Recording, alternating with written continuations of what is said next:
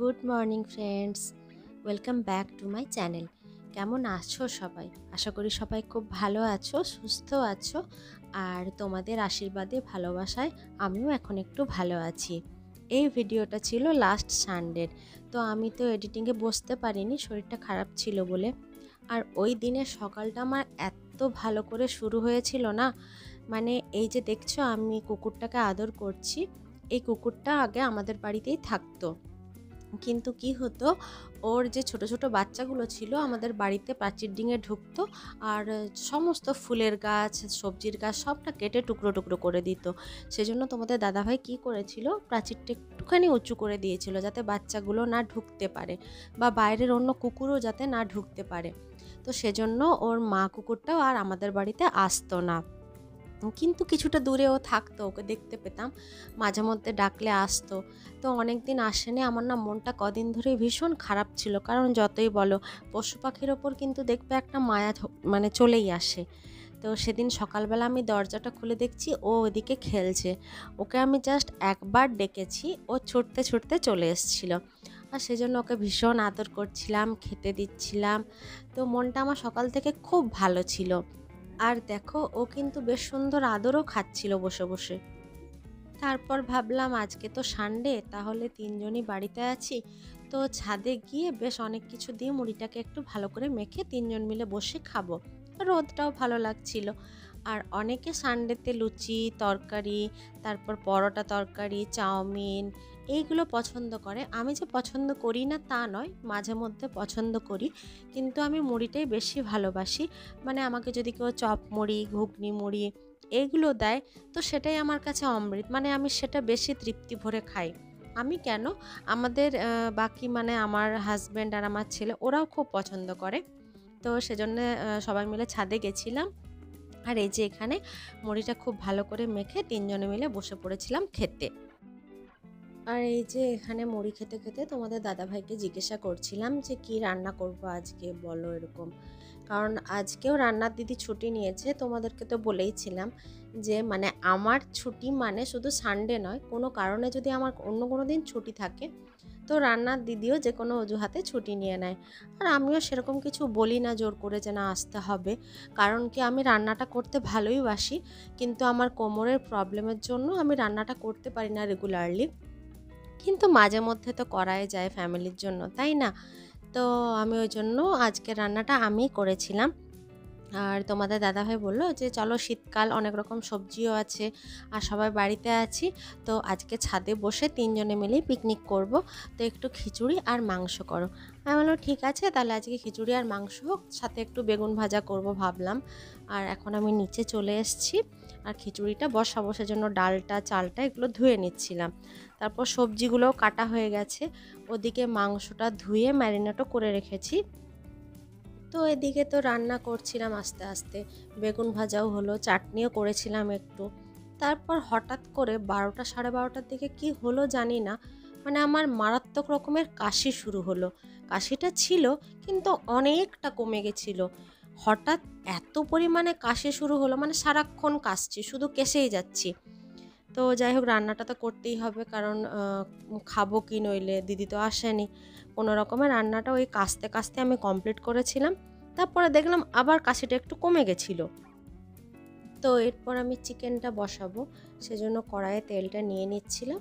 তারপর আমি না চিকেন রান্না করলে কি করি, তেলের ওপর গরম মশলা ফোড়ন দিই, মানে গোটা গরম মশলা, তারপরে অল্প একটু চিনি দিই। এতে করে কি হয়, মানে মাংসর যে গ্রেভিটা হয় বা কারি বা ঝোল যাই বলো, সেটার কালারটা খুব সুন্দর আসে।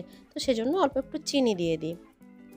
আর আমি রান্নাঘরে সবসময় একটা গামছা রাখি, দেখতে পাচ্ছ আমার পেছন দিকে। মানে আমি যতবার হাত ধুই আমি ততবার হাত মুছি, হয়তো এখন ধুলাম, মুছলাম, আবার হাত ধুতে হবে, মানে আবার হাত ভেজাতে হবে, এরকম কোনো কাজ আছে, তো আমাকে প্রতিবারই হাত মুছতে হয়, একটু আমি হাত ভেজা রাখতে পারি না। তো সেজন্য আমি একটা গামছা টাওয়েল যা হোক সবসময় আমার ওখানে থাকে। আর এই যে আমি চিকেনটা বসিয়ে দিয়েছি, তো শরীরটা যেহেতু আমার খারাপ লাগছিল সেজন্য আমি কি করেছি, সব মশলাটা মানে পেঁয়াজ কুচি, আদা বাটা, রসুন বাটা, লঙ্কা বাটা, এই সব কিছু আমি চিকেনটার সাথে মাখিয়ে রেখেই ম্যারিনেট করে রেখেছিলাম। তার সাথে তো নুন, তেল, একটু হলুদ, এগুলো তো থাকেই। তারপর তেলের ওপরে ওই যে ফোড়নটা দিয়েছিলাম, চিনি দিয়েছিলাম, তারপরে ডাইরেক্ট চিকেনটা দিয়ে দিয়েছিলাম। এরপর নেড়ে নেড়ে ওটার সাথে কষবো, আর মশলাটাও কষা হবে, চিকেনটাও কষা হবে। আর এদিকে আমার খিচুড়িও ফুটতে শুরু করে দিয়েছে।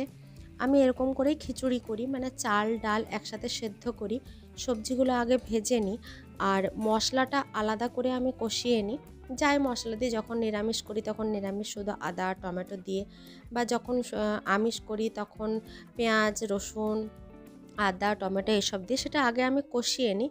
তারপরে খিচুড়িটা যখন হাফ সেদ্ধ হয়ে যায় তখন আমি মশলাটা খিচুড়িটার সাথে মিক্স করি। তো আমি এই প্রসেসে করি, তোমরা করে দেখতে পারো, এটাও যথেষ্ট টেস্টি হয়। আর তোমরা কিভাবে করো সেটাও আমাকে জানিও। তো আমার রান্না হয়ে গেছে, তারপর আমি স্নান টান করে পুজো টুজো করে ছাদে সবাই মিলে চলে এসেছিলাম খাবার জন্য। আর এখানে আমি খিচুড়িটা বাড়ছি। তো এই যে আমার না মানে খিচুড়ি খেতে বা পিকনিক পিকনিক যদি একটা ব্যাপার থাকে, তো এই শাল পাতায় খেতে খুব ভালো লাগে, কারণ শাল পাতার একটা আলাদা গন্ধ থাকে, তো ওটা আমার খুব ভালো লাগে। আর তোমাদের দাদাভাই ভিডিও করছিল, ও তো একদম ভিডিও করতে চায় না, আর ও ভিডিওটা ঠিক করতেও পারে না, যেহেতু ওর ক্যামেরা ব্যাপারটা পছন্দই নয়, সেজন্য ও জিনিসটা ঠিক ভালো লাগে না।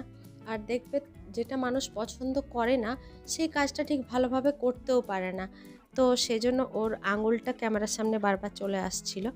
তারপর তো আমার খিচুড়ি বাড়া হয়ে গেছিলো, আর আমাদের ছাদটাতে এত পরিমাণে হাওয়া দেয় না, মানে পাতাগুলো উড়ে যাচ্ছিল। তো আমি আস্তে আস্তে একটা একটা বাড়ছিলাম, আর একটা একটা করে টেনে এদিকে সরিয়ে নিচ্ছিলাম। আর এই যে ওরা দুজন খাওয়া শুরু করে দিয়েছে। তো যাই হোক, ভালোই কমপ্লিমেন্ট দিয়েছিল যে রান্না খুব ভালো হয়েছে। আমি ভিডিওটা করে তারপরে বসে পড়েছিলাম। তারপর তো দুপুরবেলা একটু শুয়েছিলাম। তারপর বিকেল থেকে হঠাৎ করে ভীষণ জ্বর আর প্রচণ্ড পরিমাণে কাশি শুরু হলো। তো তোমাদের দাদাভাই ডাক্তারের কাছে নাম লিখিয়ে এসেছিল। আমি ওই 7টার দিকে গেলাম ডাক্তারের কাছে। তো খুব একটা বেশি ভিড় ছিল না। তো ডাক্তারবাবু সব কিছুই শুনলেন। তো তারপর বললেন যে হ্যাঁ, এই কাশিটা এখন অনেকেরই হচ্ছে, আর ছেলেদের থেকে মেয়েদের এটা বেশি হচ্ছে। তো এটা একটা ভাইরাসের জন্য হচ্ছে। উনি মাস্ক ব্যবহার করতে বললেন বারবার করে, আর অ্যান্টিবায়োটিক তো খেতেই হবে, কারণ এই কাশিটা প্রায় 1 মাস স্টে করছে। মানে প্রথম দিকে যে মারাত্মক পরিমাণে হচ্ছে সেটা অ্যান্টিবায়োটিক খাওয়ার পর কমে যাবে, কিন্তু পুরোপুরি সারতে প্রায় 1 মাস মতো টাইম লাগছে। আর উনি পিপুল খেতে বললেন, মানে আমাদের অনেক সময় কাপ সিরাপ আমরা শুনি যে বাসক পিপুল তুলসী থাকে, তো সেই পিপুলটা উনি খেতে বললেন, কারণ আমরা তো লং কাশি হলে লং খাই বা আদা খাই। উনি বললেন যে পিপুলটা মুখে দিয়ে রাখতে, আর বললেন যে দিনে 3 বার করে গার্গেল করতে হবে, আর ঈষদুষ্ণ গরম জল খেতে হবে, আর বাইরে বেরোলে অবশ্যই মাস্কটা ইউজ করতে বললেন। তো তোমরাও এগুলো মেনে চলো, কারণ এখন তো এই জিনিসটা সবারই হচ্ছে কাশি, আর এটা হলে প্রচণ্ড কষ্ট, সেজন্য তোমাদেরকেও বলে রাখলাম। আমার চোখ মুখের যে কী অবস্থা হয়েছে সেটা তো বুঝতেই পারছো তোমরা ভিডিওতে। তো যাই হোক, রাত্রেবেলা বাড়ি ফিরে খাওয়া দাওয়া করে ওষুধ খেয়ে আমি শুয়েছিলাম। আর এই যে রিভু আমার কাছে বারবার আসছিল আর বলছিল যে মা তুমি কবে ভালো হবে, কারণ আমি ওর সাথে একদম বাচ্চাদের মতো খেলা করি, তো তো এই জিনিসগুলো হয়তো ও কোথাও মিস করছিল। তো যাই হোক, কিছু তো করার নেই, শরীর অসুস্থ থাকলে সবাইকেই রেস্ট নিতেই হয়। তো আমার এই ভিডিওটা যদি তোমাদের ভালো লাগে তাহলে অবশ্যই লাইক কমেন্ট শেয়ার আর চ্যানেলটাকে সাবস্ক্রাইব করে দিও। চলো আজকের মতো গুড নাইট, সবাই ভালো থেকো সুস্থ থেকো।